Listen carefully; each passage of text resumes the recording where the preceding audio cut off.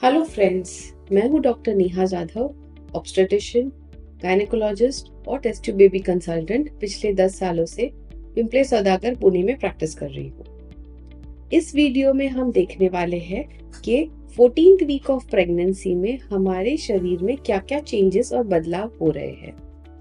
सबसे पहले congratulations to all the mommies कि आपका पहला ट्राइमेस्टर खत्म हो चुका है।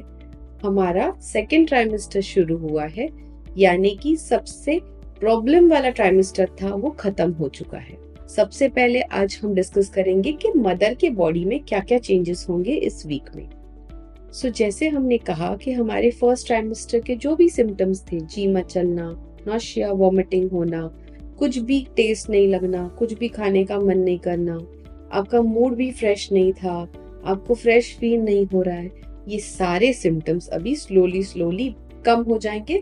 बहुत सारे लोगों के तो ये बंद हो जाते हैं। ये सारे सिम्टम्स कम हो रहे हैं इसलिए अभी हमारे टू बी मॉमीज को बहुत भूख लग रही है, उनको कुछ खाने का मन कर रहा है, तो आपका वेट गेन जर्नी भी अभी शुरू होने वाला है। हमारे प्रेगनेंसी में इस वीक में हमारे प्रोजेस्टेरॉन लेवल्स जो होते हैं वो काफी हाई होते हैं। प्रोजेस्टेरॉन का काम होता है कि ब्लड फ्लो इंक्रीज करे और सारे ऑर्गन्स तक ये अच्छे से पहुंचे। हमारे स्किन का टेक्सचर, हमारे हेयर, नेल्स का टेक्सचर भी बढ़ जाता है। टू बी मॉमीज के चेहरे पे एक अच्छा सा प्रेगनेंसी ग्लो आ जाता है। आपके हेयर अभी तक जो नहीं थे इतने सॉफ्ट एंड सिल्की हो जाते हैं। इसके साथ साथ हमारे नोज की भी सेंसिटिविटी बढ़ जाती है, इसीलिए हमें कभी कभी अलग अलग तरीके के स्मेल आते हैं। अभी हमारा यूट्रस जो 12 वीक्स तक एक पेल्विक ऑर्गन होता है, अभी आस्ते आस्ते ये पेल्विक ब्रिम के ऊपर आने लगता है, यानी कि हमारा यूट्रस अभी एक अब्डोमिनल ऑर्गन हो रहा है। अंदर यूट्रस अपने लिए जगह बना रहा है, इसीलिए आजू बाजू के जो ऑर्गन्स है इसके ऊपर थोड़ा प्रेशर पड़ना शुरू हो जाता है। सबसे पहले 14 to 16 वीक्स में ये यूट्रस जो है ये ब्लैडर पे प्रेशर करता है। इसके लिए टू बी मॉमीज को बार बार यूरिन फ्रीक्वेंसी आना, इनकम्प्लीट इवैक्यूएशन यानी पूरी तरह से यूरिन पास नहीं हुए, ये सेंसेशन आना बहुत ही नॉर्मल है। बट आपको आपके डॉक्टर से कंसल्ट करके यूरिन इन्फेक्शन नहीं है ना, इसको रूल आउट करना बहुत जरूरी है। यूट्रस जैसे ही बढ़ता है कोई मॉमीज में ये स्ट्रेचिंग पेन फील होता है, इसीलिए एक बार आपको इस डॉक्टर से जरूर कंसल्ट करना चाहिए कि ये नॉर्मल स्ट्रेचिंग पेन है या कोई कॉन्ट्रैक्शंस तो नहीं है, यूट्राइन कॉन्ट्रैक्शंस, जिससे आपको घबराने की कोई जरूरत नहीं है। स्ट्रेचिंग पेन ये नॉर्मल होता है, यूट्राइन कॉन्ट्रैक्शन पेन ये नॉर्मल नहीं होता, इसके लिए आपको आपके डॉक्टर से कंसल्ट करना जरूरी है। अब हम देखेंगे कि हमारे छोटे से बेबी में क्या क्या चेंजेस हो रहे हैं। 14th वीक ऑफ प्रेगनेंसी में बेबी का साइज एक छोटे नींबू जितना हो जाता है, यानी कि बेबी अभी 8 से 10 सेंटीमीटर लॉन्ग या फिर 4 इंचेस लॉन्ग हो जाता है। बेबी का वजन अप्रोक्सीमेटली 50 से 60 ग्राम हो जाता है। अभी बेबी के फेशियल फीचर्स बहुत डेवलप हो रहे हैं, यानी कि जो पहले प्रीमेच्योर आईज थे, प्रीमेच्योर ईयर्स और नोज थे, वो अभी अच्छे शेप ले रहा है और अपने नॉर्मल पोजीशन पे जा रहा है। बेबी का जो स्किन है वो भी डेवलप हो रहा है। ऐसे में बेबी का स्किन बहुत ही थिन और ट्रांसलूसेंट होता है, बट ये बेबी को वार्म रखने में काम आता है।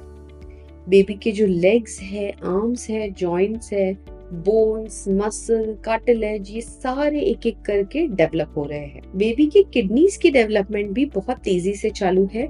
जो बेबी का यूरिन होता है वो ही हमारा एमनियोटिक फ्लूइड बनता है और जो बेबी को सराउंड करता है, बेबी को प्रोटेक्ट करता है, बेबी को जो न्यूट्रिएंट्स चाहिए उनको हेल्प करता है प्रोवाइड करने में।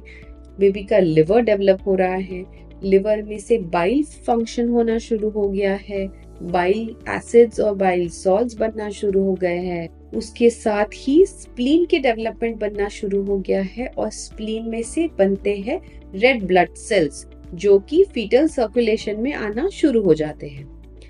बेबी के जो हार्ट बीट्स है वो अराउंड 120 से लेके 160 बीट्स पर मिनट हो गए हैं और आप जब भी आपके रेगुलर चेकअप्स के लिए जाओगे एक छोटे डॉपलर मशीन के द्वारा आपके गायनेकोलॉजिस्ट आपको उन बीट्स सुनाते भी है। अगर हम सोनोग्राफी करके देखें तो बेबी के कुछ सकिंग और स्वेलोइंग रिफ्लेक्सेस भी हमें नजर आते हैं।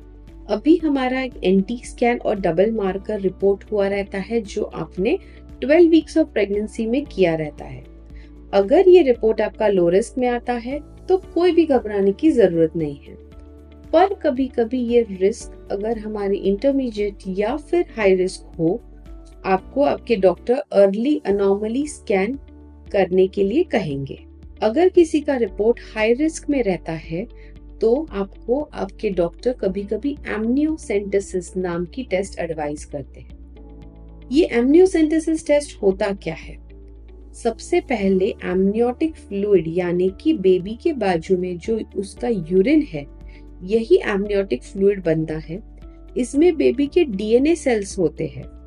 इसीलिए जब भी हमारा स्क्रीनिंग टेस्ट कोई हाई रिस्क में आता है, हमें ये एमनियोटिक फ्लूइड टेस्ट करना जरूरी होता है, ताकि हम बेबी में कोई जेनेटिक डीएनए क्रोमोसोमल एब्नॉर्मलिटी नहीं है ना, वो देखेंगे।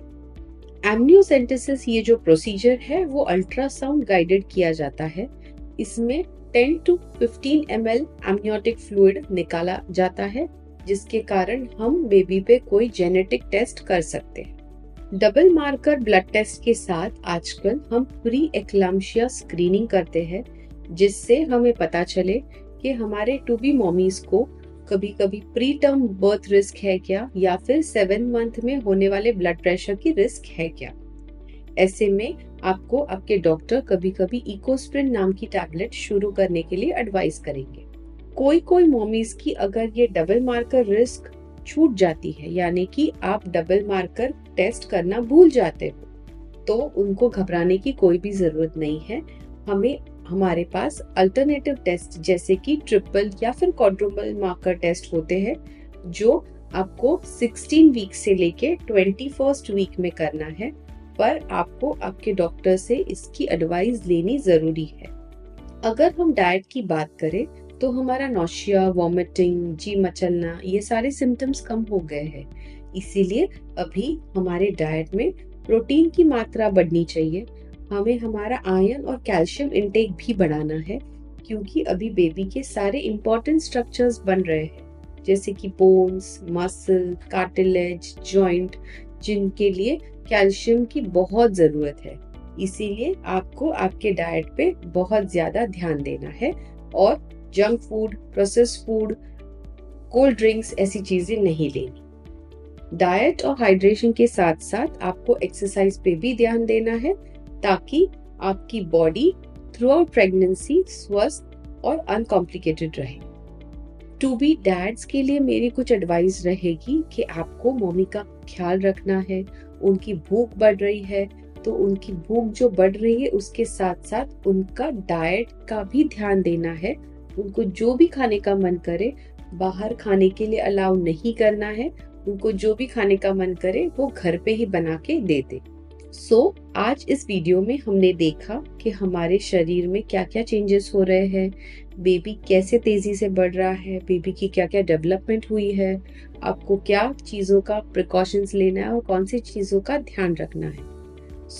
ऐसे ही week by week pregnancy videos में हमारे साथ बने रहे और आगे आने वाले सारे वीडियोस के लिए हमारे साथ ट्यून रहे।